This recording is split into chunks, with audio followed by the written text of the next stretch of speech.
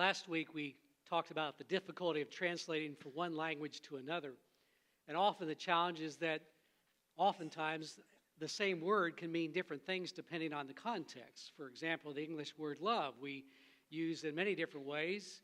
We refer to how we feel about God, about our spouse, also about how somebody's outfit looks.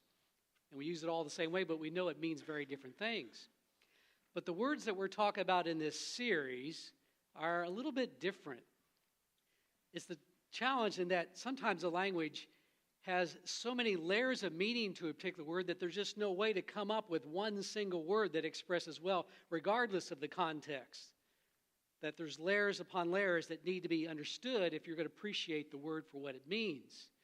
Last week we focused on the Hebrew word chesed. And we talked about how it expresses well the idea of God's covenant love for the people of Israel and also for us, and how we're called to have that same committed love to one another. But it took about 10 different adjectives and the whole book of Ruth to explain it. Now this week's word ruach is similar, but it's a little bit more straightforward. And to pronounce it, it's kind of like that chesed. It's got that CH sound in Hebrew that is a cross between the C and the H, and you get that guttural sound, and so this one ends with that ruach. So again, it'll wear my throat out if I keep saying that word, so I'm going to soften a little bit for my benefit and maybe for yours as well. Ruach is used almost 400 times, actually more than the word chesed. And it's a word that is highly symbolic. Sometimes you say in the Bible that a word has a double meaning, especially in the Gospel of John, but in this instance, it almost has a triple meaning. That every time it's translated either wind or breath or spirit, you need to combine them all to fully appreciate the imagery that it's trying to share with us. And so it starts right off in the first chapter of Genesis. As Aaron read to you today, it uses the word wind to translate the ruach. And it describes, well, how God came to earth. And notice it doesn't describe the beginning, because there's something already there. Our Genesis story is trying to bring a sense that God is the source of all life, and His Spirit, His ruach, brings that order to it and describes it through the 6 days of His creation. And for the Jew, ruach was a great way to understand God. They often use the name wind for God. God's invisible, mysterious, hard to see. You can see what He does, much like we watch a tornado that leaves a swath across the earth, so you can see what God does, even though you cannot see God Himself. We see the sun, the moon, the stars, all of His creation. And yet you can't see God Himself. As a matter of fact, if you read Exodus, it makes it very clear that we are not supposed to make any kind of images of God. The second commandment, you are not to make any graven images. And part of that's to distinguish Yahweh from all the other gods that people knew that were so limited and often just anthropomorphic. But it's also to get across the idea that God is mysterious, that wind, that powerful force that's beyond any of our human understanding. And so, very clearly, they were not to make any images. Besides, how do you make an image of the wind? It just really cannot be done. You can only do its effect. Matter of fact, if you went into the Jewish temple, the Holy of Holies, you would find this. You would find in that what is a replica, you might say, of our chancel area in the sanctuary. There's no cross. There's no images. There's just simply the Ark of the Covenant that sits on the top, 2 cherubim that have wings that are 7-foot wingspan, kind of a bird animal-like. But that was not an image of God. The Hebrews understood that their God was in the space between those 2 wings, the inch or two that was there. God is the air. And that's how they understood God. So ruach is the wind. And then you go to the second chapter of Genesis, and you discover a different understanding of ruach. For it describes the creation of humanity. Now keep in mind, we have 2 creation stories. If you're a serious student of the Bible, you know that. You know, the first creation story starts Genesis 1:1. It goes to the second chapter, verse 4, and then begins a new story written by a different writer in a different time with a different purpose. And it uses the story, the archetype story of Adam and Eve as the first of humanity, and how their disobedience creates that separation between us and God. But it describes that first human being made, being shaped from the topsoil of the earth and formed almost like clay is shaped for a beautiful statue. And then what does it say? It says he breathed into that clay, and it came to life and became the first human being. That breath then is to be seen that no life exists without God's sustaining force. Not just in the beginning, but always. Every breath we take is important. Have you ever lost your breath? How many of you ever lost your breath some way? Yeah. Get your air knocked out of you, or have some asthma issues, or some other lung issues. It's a desperate feeling, isn't it? I remember when I was in high school, and I was in PE, physical education, but we called it phys ed, right? And my favorite game in phys ed, and it seemed like we played it a lot, it was kind of the fallback game. I guess if the PE teacher didn't know what to do, we played dodgeball. And dodgeball, either you love it or you hate it, right? Well, I loved it. It's one of those games where you can be short and quick, and it works pretty well for you. So I love that game. I was a small target, and I could stay low to the ground, and I could catch that ball.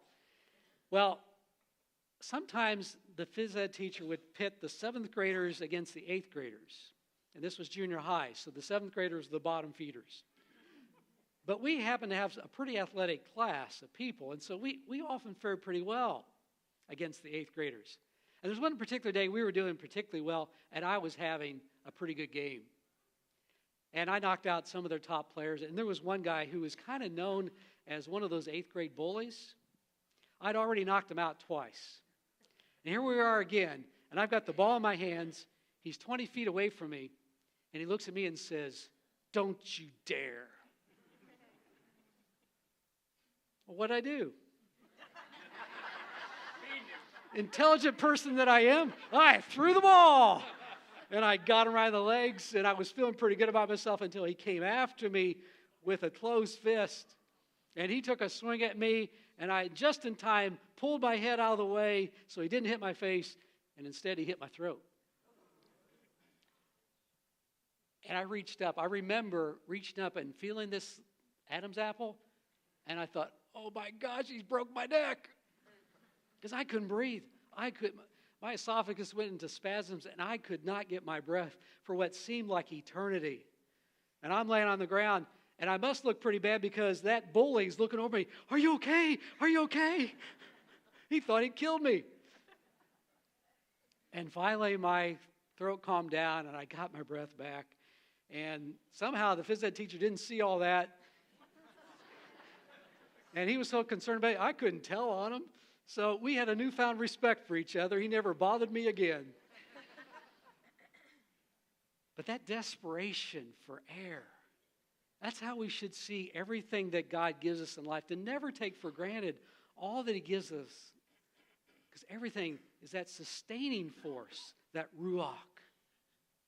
There's another beautiful image in the Old Testament about this breath, this holy breath. It's described in the 37th chapter of Ezekiel. You might have heard the Valley of the Dry Bones. And it goes back to the history of Israel when in 597 BCE they've been taken into exile into Babylon. They've been conquered. And they deported most of the leadership of the city of Jerusalem. And then about 10 years later, Jerusalem rebelled once again, and they came and they destroyed the temple. They razed the town of Jerusalem, and they took all the other remaining leaders back into exile, into a foreign land in Babylon. And that first wave of deportees was the prophet Ezekiel. God called him out and gave him a very special word that would bring hope back to the Jewish people. Because you need to understand, this was just not a physical, material crisis. This was a crisis of faith. Because their faith was highly dependent upon those symbols of the temple, the city of Jerusalem, the Davidic monarchy, and their identity as a people of God. And now all that had been destroyed. And so in their understanding and their rationality, they believed that the God of Babylon must be stronger than their God, and therefore, especially that they're now in a new foreign land, their God can do them no good.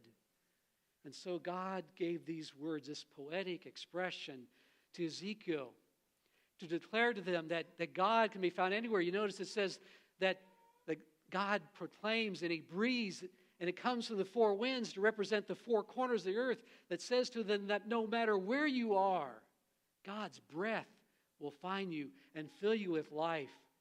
And that prophecy was very important because it kept alive the Jewish faith in a foreign land until they were able to return and renew and restore the Jewish faith once again. This prophecy worked. So, RUACH represents the wind of God and his creative power. It represents the breath of God that brings us that sustaining power. But then, if we're to fully understand what RUACH means, then we also need to understand that it is also spirit. And the 139th Psalm says it very well, that this spirit goes with us regardless of where we are, whether we're in the heavens or down to the grave. We're in the highest highs of life and the lowest lows. That spirit goes with us wherever we are. His presence is omnipresent. We've been talking as a church staff and as pastors that we're trying to create this culture where people are on the lookout for God at work in their lives. We'd like to get the point that people talk about it, whether you're in Bible studies or prayer groups or share your stories with the pastor so that we can relay some of those things that are happening in your life, even on Sunday morning, to encourage one another, because the reality is God is at work. Whether you realize it or not, God already loves you. He's already trying to bring good things in your life. We just need to kind of wake up and notice it. And that's vital, important to do. Just imagine what a difference it could be if you got up every morning and you say, God, this is your day. Help me do something important, something that changes somebody's life. What if before every time you started a conversation, you say, Lord, help me to listen for the spoken and unspoken needs? What if every time before you spoke, you said, Lord, give me the words that I might be helpful? What if everything we did, we say, Lord, bless this effort, that it truly transforms and makes a difference as you intended to make a difference? What a different world it would be. God may be at work, but imagine if we align our wills with his, what can be accomplished. I remember a few years ago, our church was interviewing candidates for a new position we'd started, pastor of family ministries. And we had a number of good candidates. We narrowed it down to 3 that we interviewed, and when we got done interviewing, it was evident that 2 rose above the others. But the challenge was, we liked them both. They were both such great candidates, had such great qualifications, and had such great hearts for what we wanted, that we looked around and we realized if we take a vote right now, we're going to end up divided, not because one candidate stands out over the other or their interests, but just because they were both so blasted good. So we said, let's just stop right here. We've talked it out pretty well. Let's go home, come back in a week, but each of us need to pray fervently for God's direction and will on what we should do. And so we did. Came back a week later, and it was amazing. We debriefed for about 10 minutes, just trying to get a sense of where God's leading took us. We were all on the same page. We took a vote just like that. Our meeting lasted 10 minutes because God had aligned us. And the funny thing was, we ended up choosing the person who was less qualified with the education requirements, but obviously had the exact heart of what we needed. And we ended up being very pleased with that candidate. Imagine what God can do when we align our will with his, when we understand that RUACH. So our prayer today for you is to embrace the RUACH of God. Yeah, it's fun to say, isn't it? God who comes to us as the wind and his creative power, God who comes to us with his breath that sustains life, and the God whose spirit goes with us everywhere in any place, in any circumstance, so that every moment can be truly a sacred moment. Would you pray with me, please? Lord, give us this Spirit. May we feel your breath into our hearts. May we look for your wind in creation. May we embrace that RUACH Spirit that is so present in all that we do. Give us that very special quality that you offer to us each and every day through Christ, who is our Lord. Amen.